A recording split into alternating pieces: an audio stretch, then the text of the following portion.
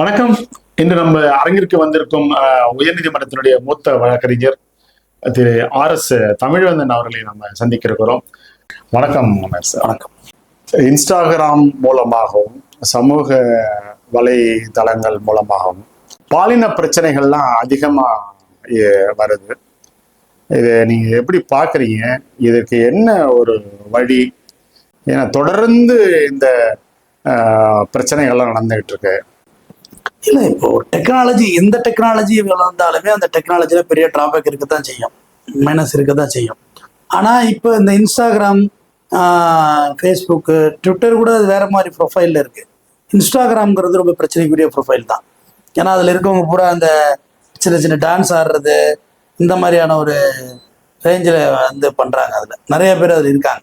But Instagram idea பெரும்பாலும் ஒரு ஒரு மேல்தட்ட ப்ரொஃபைலில் உள்ளவங்க அதை ஃபாலோ பண்ணுறதில்ல. எக்ஸ் வலைதளத்தில் இருக்காங்க, ஃபேஸ்புக்கில் இருக்காங்க, அவ்வளோதான். அதோட அதுக்கு மேலே வேறு எதுவும் லைனில் இல்லை. இன்ஸ்டாகிராம்ங்கிறது ஒரு பிரச்சனைக்குரியதாக. இப்போ கூட ஒரு சமீபத்தில் மாயவரத்தில் ஒரு மர்டர் நடந்துச்சு. இன்ஸ்டாகிராம் தான்.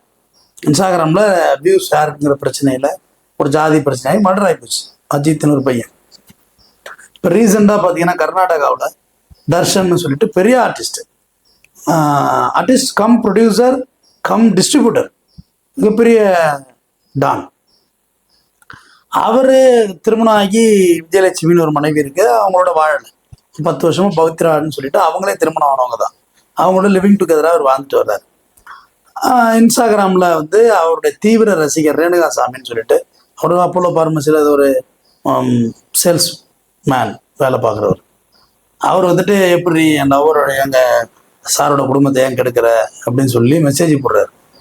இது விஜயலட்சுமியும் அவர் தர்ஷனும் சேர்ந்து வாழணும், நீ இடையில புந்தைய குடும்பத்தை சாரோட குடும்பத்தை கெடுக்கிறன்னு சொல்லி தீவிர ரசிகர், தர்ஷனோட தீவிர ரசிகர் இன்ஸ்டாகிராமில் மெசேஜ் போடுறாப்புலன்னா அந்த பவித்ராங்கிறவங்களும் போடுறாப்புல. ரொம்ப வல்கரா போடுறாரு, நிறைய பேட் வேர்ட்ஸ் யூஸ் பண்ணி போடுறாரு. யூஸ் பண்ணி போடக்குள்ள அந்த பவித்ரா வந்து தர்ஷன்கிட்ட கம்ப்ளைண்ட் பண்ணுது, இந்த மாதிரி பண்ணுறாருன்னு. சிம்பிள் அதை பிளாக் பண்ணிட்டு போயிருக்கலாம், இல்லை சிம்பிள் ஒரு கம்ப்ளைண்ட் கொடுத்துருக்கலாம். கிட்டத்தட்ட 30 லட்ச ரூபா செலவு பண்ணுறான் தர்ஷன் ரேணுகாசாமியை கொலை பண்ணுறதுக்கு. இன்னைக்கு தான் புதிய அதிர்ச்சி தகவல்லாம் வெளியே வந்திருக்கு. ரேணுகாசாமியை வர சொல்லி கடத்திட்டு போய் அந்த பவித்ராவும் கூட இருந்து ஒரு 15 பேர் இருந்து அவனை அடித்து டார்ச்சர் பண்ணி அவனுடைய பிறப்பு உறுப்பு கரண்ட் சாக்கு வச்செல்லாம் தொல்லை பண்ணியிருக்காங்க. இது எங்கே போய் சொல்கிறது சொல்லுங்க?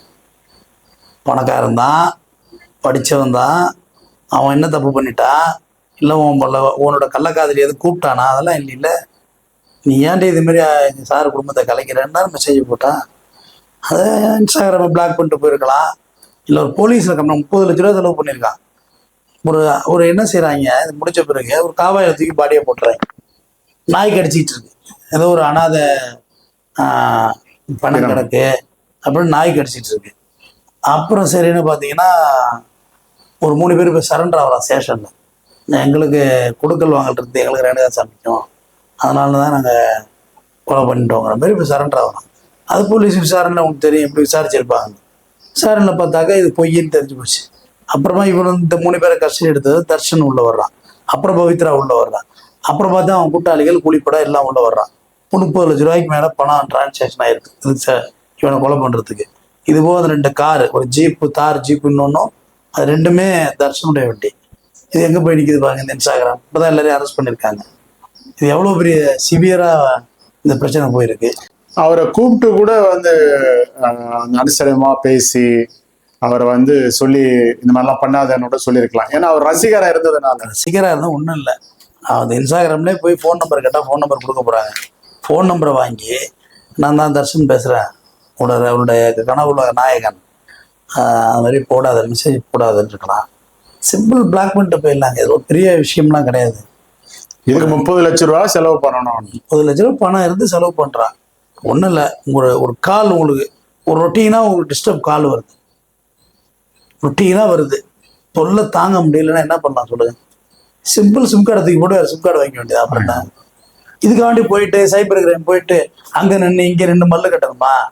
ஏன்னா நீங்கள் கேட்கலாம் எதிரடி தர்க்கமா, அவன் மிரட்டுவான், அதுக்காண்டி நான் சிம்மா காட்டி போடணுமான்னு. இது தேவையில்லாத டார்ச்சரோடு இருக்க முடியாதுல்ல, குடைச்சலோட வாழ முடியாதுல்ல. இல்ல இது நேரடியா சண்டை போட்டிருந்தா கூட வந்து மனதளவுல பாதிச்சிருக்கும். இன்ஸ்டாகிராம் அப்படிங்கிற ஒரு பதிவுகளுக்காக வந்து இவ்வளவு வெஞ்சன்ஸ் எல்லாம் வருமா சார்? சிம்பிள் அதுல அன்இன்ஸ்டால் பண்ணிட்டு போயிருக்கலாம். ம். இந்த ஐடியாவே அன்இன்ஸ்டால் பண்ணலாம். இல்ல அதுதான் சொல்றேன், இந்த மனித வக்கரங்கள் எப்படி இருக்கு. இப்ப அதுவும் இந்த சமீப காலமா இந்த டிக்டாக் பிரபலங்கள்னு சொல்லி சில பைத்தியங்கள் உருவானிச்சு பாத்தீங்களா இல்லையா? ஆமா. குபு குபுன்னு புற்றிசல் போல நீங்க கூட ஒரு வழக்கு போட்டிருந்தேன், டிக்டாக் எதிராக வழக்கு போட்டிருந்தேன். அப்புறம் பேன் பண்ணியாச்சு நம்ம நாட்டுல. அவங்க எல்லாம் பாத்தீங்கன்னா தரக்குறைவான ஆடைகள், தரக்குறைவான பேச்சுக்கள். இப்ப ஈவன் இந்த மொபைலுங்கிறது நான் மட்டும் யூஸ் பண்றது இல்லை. இப்போ ஆன்லைன் ஸ்டடியெல்லாம் வந்துட்டு பசங்க யூஸ் பண்றாங்க, நம்ம வீட்டில் எல்லாருமே யூஸ் பண்றாங்க. டிவி சேனல் கிடையாது மாத்திட்டு போறதுக்கு, ட்ரோல் பண்ணிட்டு தள்ளிட்டே வரக்கூட பார்த்தீங்கன்னா அதில் இடையிடையே இவ்வளோ பெரிய அசிங்கமான அபத்தமான வார்த்தைகள், அபத்தமான பேச்சுகள், அதுக்கு வியூஸு. சில யூடியூப் சேனல்ஸ் அவங்கள கொண்டா வச்சு ஷோ பண்றாங்க, அசிங்கமா பேச வச்சு. இது எப்படி நியாயம்? பொது தளத்துல, பொது வழியில அசிங்கமா ஷோ பண்றாங்க, கெட்ட கெட்ட வார்த்தையில பேச வச்சு. அது டபுள் மீனிங்லாம் இல்லை, நேரடி மீனிங்லே பச்சை மீனிங் பேச வச்சு ஷோவே பண்றாங்க. இது எப்படி சரி? இது எந்த விதத்துல நியாயம்? ஒரு பொறுப்புணர்வு வேணும். இந்த கேமரா வச்சிருக்கீங்கன்னா ஒரு 2 லட்ச ரூபா இருந்தால் போதும், ஒரு கேமரா வாங்கிடலாம். செகண்ட் ஹேண்ட்ல ஒரு 20,000 கேமரா, நல்ல கேமரா வாங்கணும். ஒரு செட்டப் கிட்ட போட ஒரு 50,000 ரூபாயில வேலை முடிஞ்சிடும். பாதி யூடியூப் சேனலுக்கு ஆஃபீஸே கிடையாது. அவங்க வருவாங்க, எடுத்துட்டு கெஸ்ட் வச்சு எடுத்துட்டு போயிடுறாங்க. பொறுப்பும் துறப்பும். அதுதான் நீதிபதி சொன்னார். கேள்வி கேட்ட ஆங்கர் A1, சவுக்கு சங்கர் A2ன்னார் நீதிபதி. நீ கேள்வி கேட்டதுனால அவன் பதில் சொன்னா, முதல்ல இவங்க தூக்கி வேண்டான்னு சொல்லி பேசினாரு. அது நிறைய பேர் புரிஞ்சுக்கல. நெறிப்படுத்த முடியாம நீ எதுக்கு ஷோ பண்ற? நான் அந்த பேசுறேன்னா என்ன நீங்க நெறிப்படுத்தணும். நான் தப்பா பேசுறேன், எடிட் பண்ணிக்கணும், வெட்டிக்கணும். இல்ல சார் நீங்க பேசுறது தப்பு, நான் டெலிட் பண்றேன், ஃபார்வர்ட் பண்றேன், சாரி, உங்களை பேட்டி எடுத்துன்னு போயிட வேண்டியது நீங்க. அப்ப அதை என்ஜாய் பண்றீங்க. நான் சொல்றது எல்லாத்தையும் என்ஜாய் பண்ணி கேட்டு அப்புறம் கோளாறு ஆயிட்டுனாக்க அப்புறம் எல்லாருமே தான் கேஸ் போடுவாங்க. ஆதாரமற்ற செய்திகள்லாம் பண்றதுனால அதோட பிரச்சனை இருக்கு. ஆமா, அது மட்டும் இல்லாம இந்த சினிமா கிசுன்னு நம்மளுடைய வரும், மஞ்சள் பத்திரிக்கைன்னு சொல்லுவாங்க, சென்டர் பேஜில் இருக்கும். சினி குத்து, சினிமா கிசுன்னு இருக்கும். அதை அப்படியே மைனூட்டா எழுதுவாங்க, ஒரு டீப்பாலாம் எழுத மாட்டாங்க. நடிகைக்கு புனைப்பேர் வைப்பாங்க, இலைமறைவு, காய்மறைவு. இலைமறைவு. இப்போ நயன்தாரான்னா எழுத்தில் தொடங்கக்கூடிய நாயகி, 9 அப்படி அப்படி எழுதுவாங்க. அது ஒரு மாதிரி போயிட்டு இருக்கு. இப்போ அப்படிலாம் இல்லை, இன்னாரும் வச்சிருக்கா, இன்னாரோட தொடர்பு, இது எப்படி? இது அது அவங்களோட பர்சனல் தானே. இப்போ உச்சநீதிமன்றம் கூட வந்து கள்ளக்காதல் பண்றதை விட தவறு இல்லை அப்படின்னு. இல்லை, தப்பாவே புரிஞ்சுக்கிறாங்க எல்லாரும். அப்படி சொல்லவே இல்லை. இல்லீகல் இன்டிமசி அஃபென்ஸ் நம்ம நாட்டில். இந்த லிவிங் டுகெதர், இப்போ ஒரே வீட்டில் இப்போ வந்து இப்போ ஒரு லாட்ஜில் வந்து ரைடு வர்றாங்க, 2 பேர் இருக்கோம்னா நம்ம மேலே வழக்கு பார்த்து தான் போட முடியும்.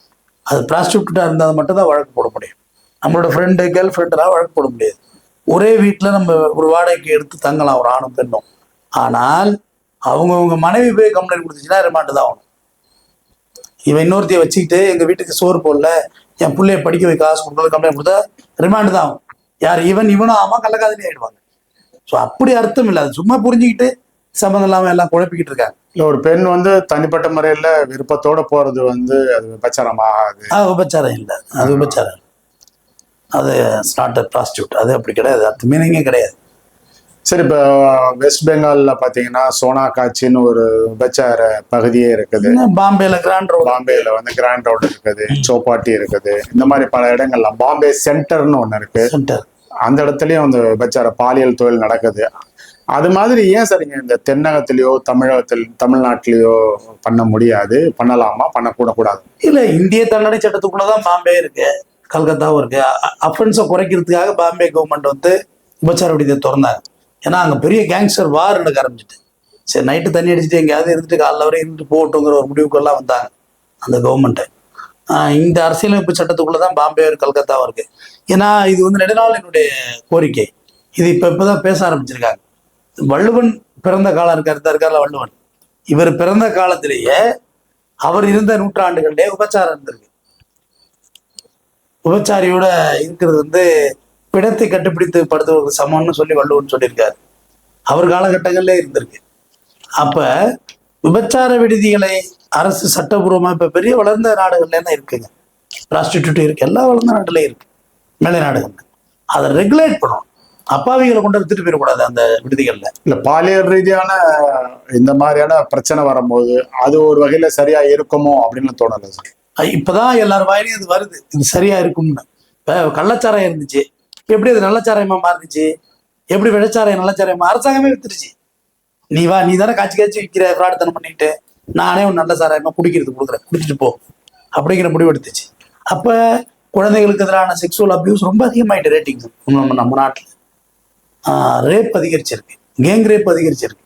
அப்போ இதுக்குன்னு ஒரு வடிகால், ஒரு சிஸ்டமேட்டிக் கொண்டு வந்தாதான் இந்த பிரச்சனைகளை சரி செய்யும். நான் சொல்றது வேணா அபத்தமாகவோ அல்லது என்னடா இப்படி ஒரு வழக்கறிஞர் இப்படி சொல்றான், ஒரு விபச்சார விடுதியை ஓப்பன் பண்ணணும்னு சொல்றான்னு நினைக்காதீங்க. நான் வழக்கறிஞர்களுக்கு மட்டும் சொல்ற தகுதி எனக்கு இருக்கு. ஏன்னா அது வடிகால் இல்லாத, ட்ரைனேஜ் இல்லாம பெரிய டேம் இருந்தா என்ன ஆகும்? ட்ரைனேஜ் வேணும்ல, அதுக்கு வாகுவழி வேணும்ல. மழை தண்ணி தேங்கி மெட்ராஸ் விட்டு போக முடியாமல் நிற்கிதுல, ஒரு முறையும் தத்தளிக்குதுல. எதனால தத்தளிக்குது? ட்ரைனேஜ் இல்லை, மழை தண்ணி போறதுக்கு வழி இல்லை. மழை தண்ணி போறது ஏற்படப்பட்டு அது பாட்டு பெஞ்சு அது பாட்டு கடலுக்கு அழகாக போய் சேர்ந்துடும். அப்ப இங்கே நிறைய நான்வெஜ் இருக்கு, நிறைய போர்ன் வீடியோஸ், நம்மளுடைய உணர்வுகளை தூண்டுவதற்கு செல்போன் இருக்கு, ஆபாச வீடியோக்கள் இருக்கு, எல்லாமே இருக்கு, ட்ரிங்க்ஸ் இருக்கு, எல்லாம் உங்களை ஸ்டிமுலேட் பண்ற அனைத்து விஷயமும் இருக்கும். ஆனா வடிகால் இல்லைன்னா பிரச்சனை தானே வரும். அப்போ அந்த சமுதாயத்தை எப்படி நல்ல முறையில் கட்டமைக்க முடியும்? அப்போ அது வேணும் கட்டாயமா. அது அரசாங்கம் அதை ஏற்று நடத்துவதற்கு எல்லா வழிகளையும் மத்திய சர்க்கார் முடிவு பண்ணி மாநில சர்க்கார் இணைஞ்சு செய்யணும். செஞ்சா மட்டும்தான் அதை குறைக்க முடியும்.